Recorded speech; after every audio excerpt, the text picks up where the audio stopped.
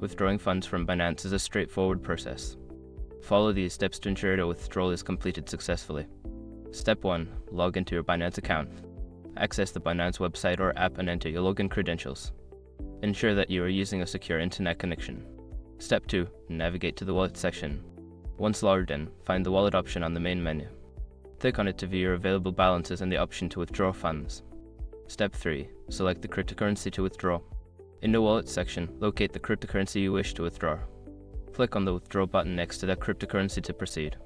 Step 4. Enter withdrawal details. Input the amount you want to withdraw and the destination wallet address. Double check the address for accuracy, as transactions cannot be reversed once initiated. Step 5. Confirm and complete the withdrawal. Before filing a refund or dispute, use the sroc.com link in the description to open the refund dispute deadline calculator and confirm your deadline. After completing these steps, your withdrawal request will be processed. Keep an eye on your email for any updates regarding the status of your withdrawal.